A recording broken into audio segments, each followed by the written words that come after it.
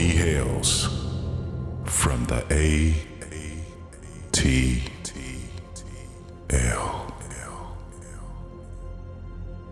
bringing the message to the masses,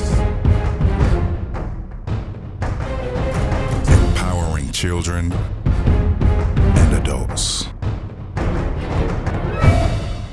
motivating the youth all across America.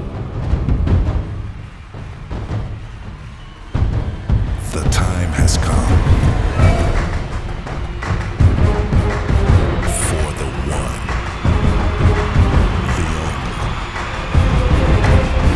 the one and only, Mr. the Motivator.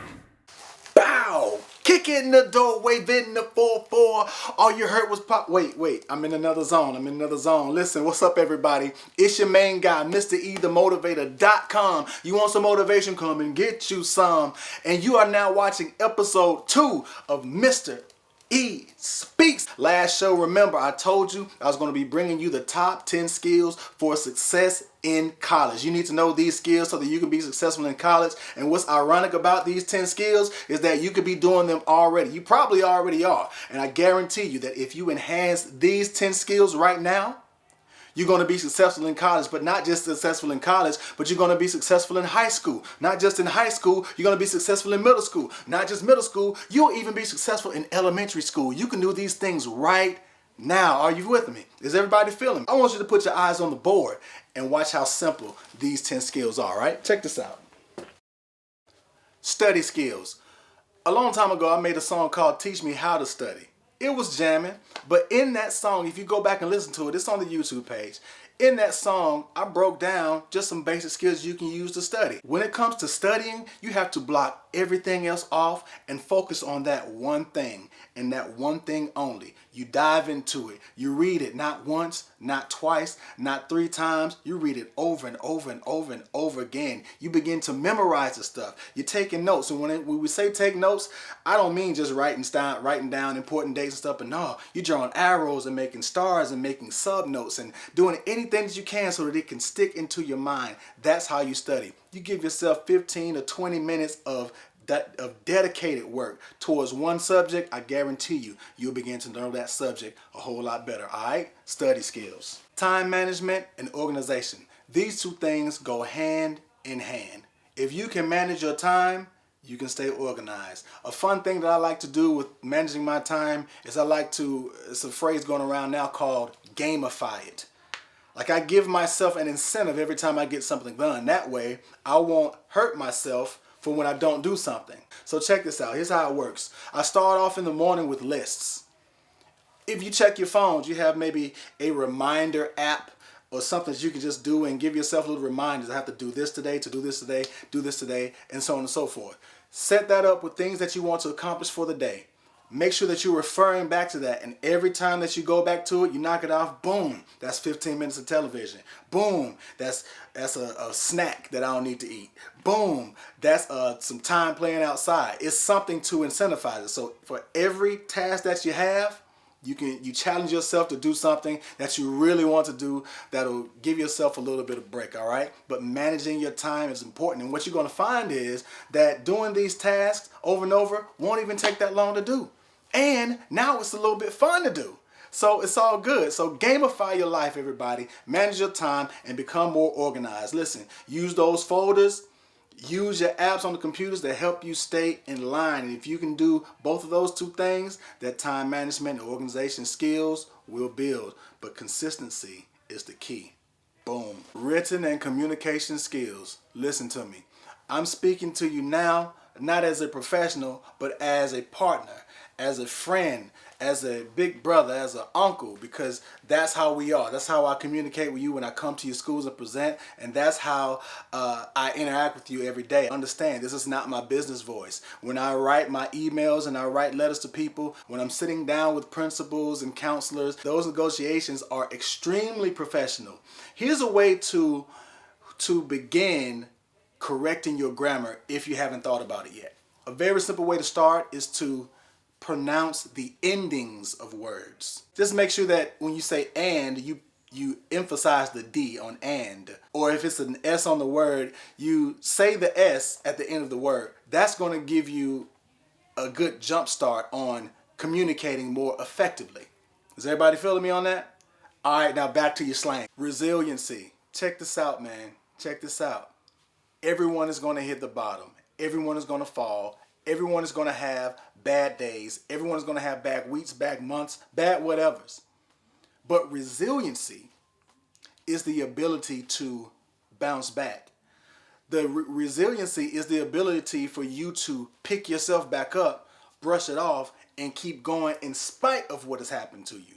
Yes, people are going to do you wrong. Yes, people are going to give you a bad name. People are going to say bad things about you. But it's your resiliency that's going to determine where you're going to go. Be confident. Be empowered. Always know to step up for yourself and keep fighting. Building this skill is only going to keep you up. It's going to help you when you get to college and in high school and in middle school and while you're in elementary school. Just say, never mind that. That was then. This is now. I'm pushing forward and I'm never going to give up. Got it? Good. Self-awareness. Young people, I need you to know exactly who you are. I ask kids all the time, especially my boys, what is it that you want to be when you grow up? The top two answers are football player, a professional football player, a professional basketball player. Young people, I need you to be self-aware. Because even though these are great goals to have, and I don't want you to shy away from your goals, but I need you to be aware, because if you are at the age of 13 or 14 and you've not yet been recruited, your chances are kind of slim. If you don't have family members that played in the NFL or in the NBA, your chances are going to diminish even more. There are thousands upon thousands, hundreds of thousands of high schools and colleges in the United States of America with students all vying for these few positions that are in the NFL and the NBA. I need you to be self-aware of who you are. What I would like for you to do really is to focus on the things that you like the most. No, not video games. But think about it. Is there a subject that you enjoy doing more than others? I guarantee you, if you can find that one, there's going to be hundreds of occupations based from the love of that class.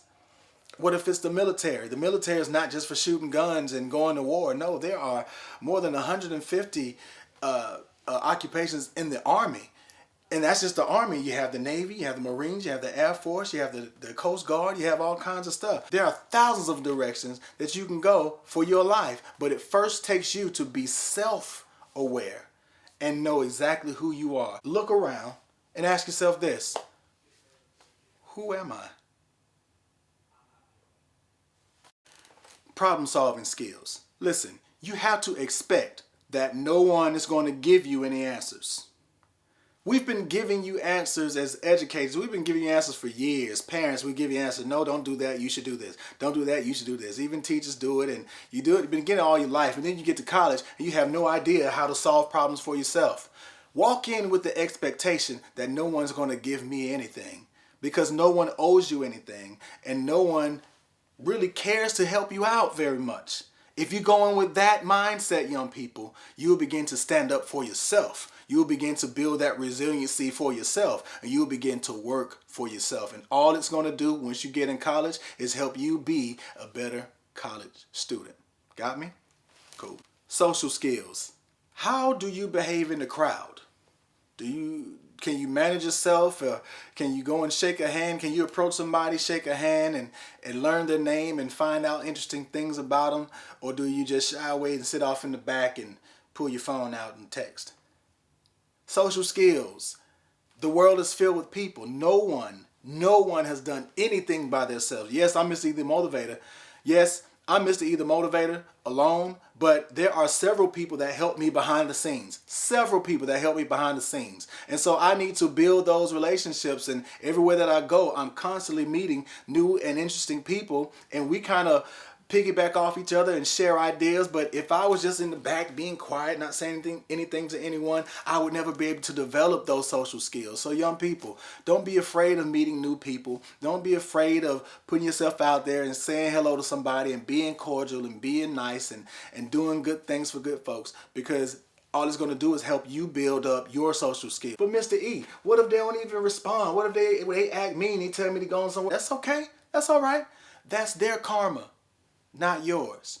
It's okay to be social. It's okay to be cool. It's okay to be nice. Build that skill. It'll help you get better. All right? Independence. Can you work on your own?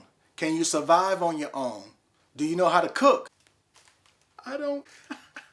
If you can sustain yourself, that's going to be a great skill for you to be successful in college. If you can cook, if you can clean clothes, if you can clean the house, if you can iron your clothes, if you can wash your clothes, if you have good bodily hygiene, you smell good, get yourself together, you can do your own work, you can study without anyone telling you to do it, you're going to have a great college career. That's independence. Not only will you have a great college career, but you'll have a great life too, because you won't have to wait for anybody to cook a meal for you.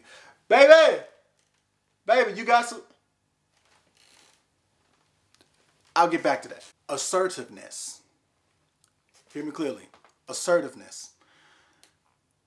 When conflicts arise, people tend to choose to either be passive about it or aggressive about it. They'll say, I don't want anything to do with it, I'm going to go on, or they try to go 100% full steam.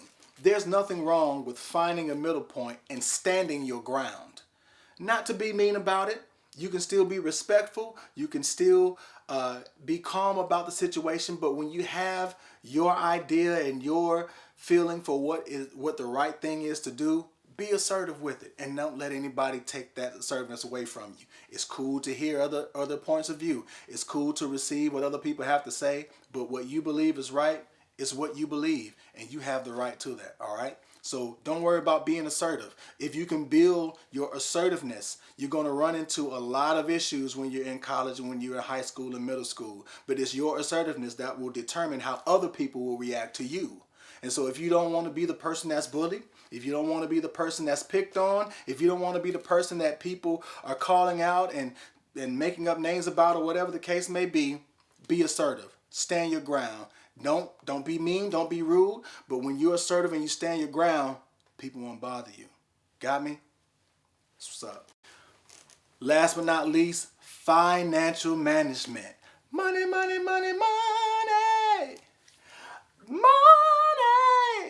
That's right. Do you know how to handle money? Do you know how to have a savings or a checkings and balance a checkbook? Or do you know how to spend without overspending and going over your balance? That is a skill, especially in college. If you can manage your money, you're going to be very, very successful in college, because there just might not be that much when you're in college. You get your refund check. I have an article in the Motivator magazine by my friend Larry Denley about getting paid to make good grades. You get your refund check back, and thousands of dollars, and people blow it. They go buy cars, they buy all kinds of stuff, and they're out of money for the rest of the semester. But the financial management, that will help you. You can get that money, you'll manage it a whole lot better. You may stretch it out over the semester, then do it again for the next semester. It all depends on you building that skill. How can you start right now? Ask your parents, that little piggy bank you got, ask your parents to put it in an account so that you can have a check card, and you can use it only when you need to use it.